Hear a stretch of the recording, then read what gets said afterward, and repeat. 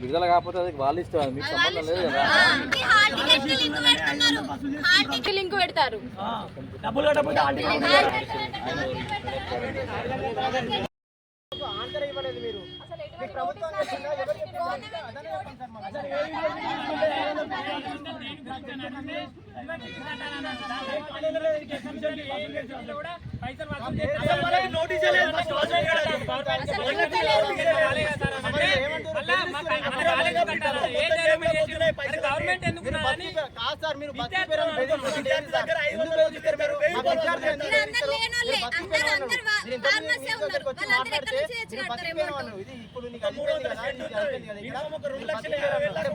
ఏం చేస్తారు సార్ మీరు? చంపేస్తారా విద్యార్థులను? చంపేస్తారా? ఏం చేస్తారు సార్? ఒకసారి చెప్పండి మాకు. ఎందుకు విద్యార్థులతో చెలగాటమా? ప్రభుత్వమే చెప్పింది అన్నారు కదా. ప్రభుత్వం చెప్పినప్పుడు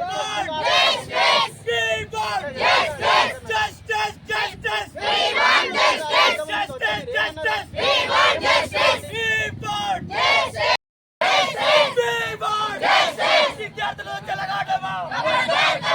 విద్యార్థులతో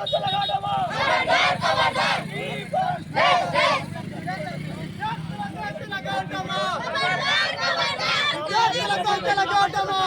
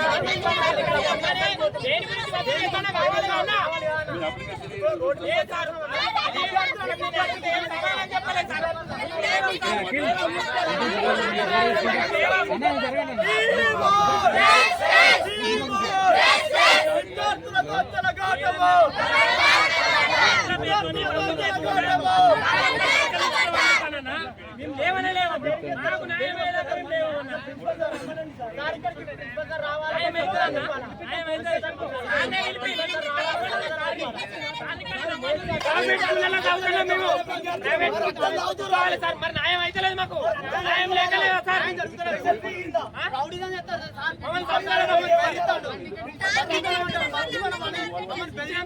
పైసలు ఇచ్చినాం కదా.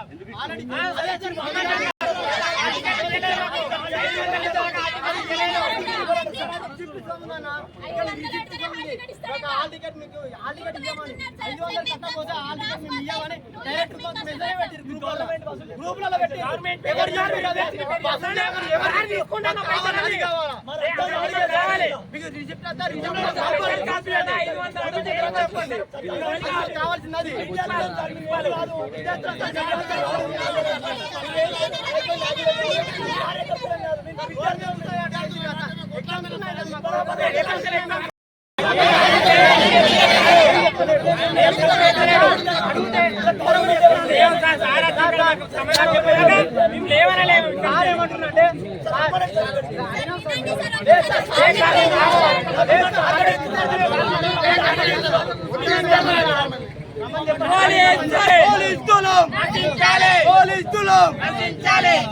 విద్యార్థులతో చెలగాటమా? విద్యార్థులతో చెలగాటమా?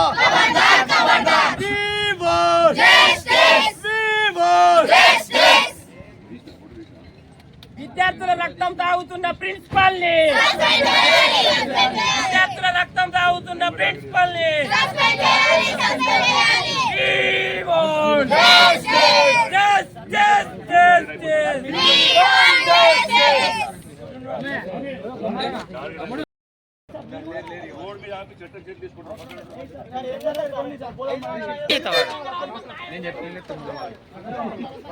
ప్రిన్సిపల్స్ అని రప్పియండి సార్.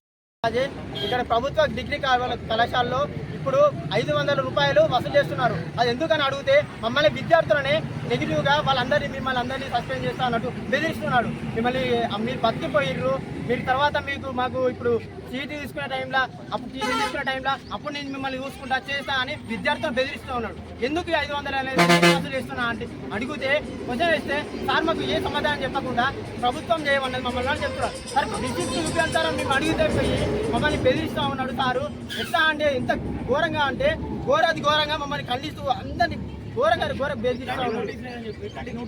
ఇప్పటి వరకు ఇట్లాంటి నోటీస్ అనేది మాకు ఇప్పటి వరకు ఎప్పుడు ఇవ్వలేదు. ఈ ప్రభుత్వానికి ఎప్పుడు మీకు కట్టలేదు 500 అనేది. ఇది ఫస్ట్ టైం. ఇది ఎందుకు ఇది స్టార్ట్ చేస్తుర్రు, ఎందుకు ఇట్లా విద్యార్థులను ఇబ్బంది పెడుతుర్రు? ప్రభుత్వ కాలేజ్ అంటే ఈ ప్రభుత్వానికి వచ్చేది పేద మధ్య విద్యార్థులే వస్తారు. ప్రైవేట్ కాలేజీలో చదువుకోరాదా? డబ్బు లేకనే కదా ఇక్కడికి వచ్చేది. స్పెషల్ ఫీజు అని అదే వసూలు చేస్తున్నారు. స్పెషల్ క్లాసెస్ అంట. ఆ స్పెషల్ క్లాసెస్కి ఇప్పటి వరకు ఒక ముఖానికి చూసిందే లేదు. ఇప్పటి వరకు ఇక్కడ ఉన్న విద్యార్థులు ఎవరు కూడా ఎందుకు వసూలు చేస్తున్నారు అనేది మాకు ఒక్కటి మాకు కావాలా ఆన్సర్ అది. చెప్పారు 500